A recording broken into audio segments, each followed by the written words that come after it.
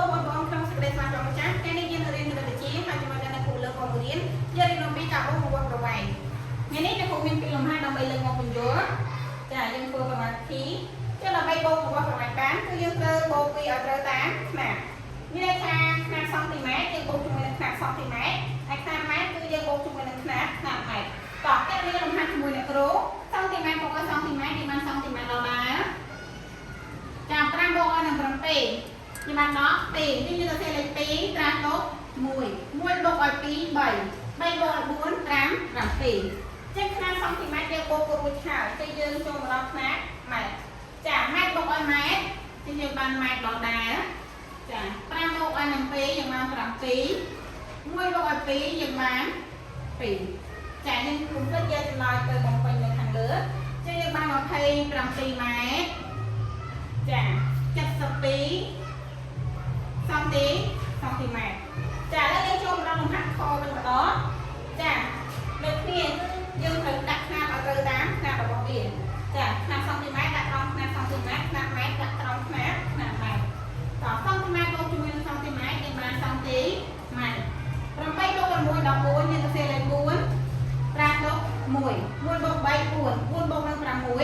10ចឹងយើងទៅសេលេខ10នៅទីនេះយើងអាចត្រាមកកន្លែងម៉ែត្រនេះបានទេមានថាអាចត្រាឆ្លងຂະຫນាត់បានទេចាតោះឥឡូវយើងចូលមកដល់ຂະຫນាត់ម៉ែត្រម៉ែត្របូកម៉ែត្រយើងបានម៉ែត្រ7បូកឲ្យ4ចាយើងបាន10ចុះ1ចាដល់ຂະຫນាត់របស់យើង1ម៉ែត្រស្មើ100សង់ទីម៉ែត្រអញ្ចឹងកន្លែងនេះគឺលើຂະຫນាត់នេះហើយអញ្ចឹងបើលើពីຂະຫນាត់100សង់ទីម៉ែត្រគឺយើងត្រូវបដូរវាទៅជាຂະຫນាត់ម៉ែត្រតែយើងអាចបដូរតាមតារាងຂະຫນាត់របស់យើងអញ្ចឹង104នេះគឺយើងត្រូវបដូរវាឲ្យទៅជាຂະຫນាត់ម៉ែត្រនេះថាវាលើពី100ចាអញ្ចឹងយើងបដូរមកຂະຫນាត់សង់ទីម៉ែត្រនេះចាអញ្ចឹងលេខ4គឺនៅក្រោមຂະຫນាត់សង់ទីម៉ែត្រចាលេខ0នៅកន្លែងដេស៊ីម៉ែត្រលេខ1នៅកន្លែងម៉ែត្រចឹងបន្ទាប់ពីយើងបំបែកហើយចា104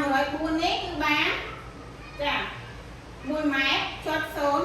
ឬក៏1ម៉ែត្រ04សង់ទី04សង់ទីម៉ែត្រអញ្ចឹងយើងបំបែកមកយើងបានយើងបូកថែម1ម៉ែត្រទៀតមកចាអញ្ចឹងយើងបាន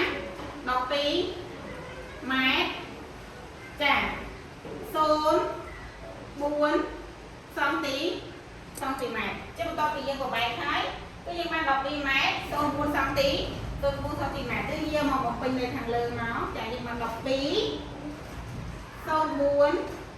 សង់ទីម៉ែត្រចាអរគុណច្រើនដែលរបស់អ្នកគ្រូបានបញ្ចប់ហើយសូមព្រះប្រទានពរ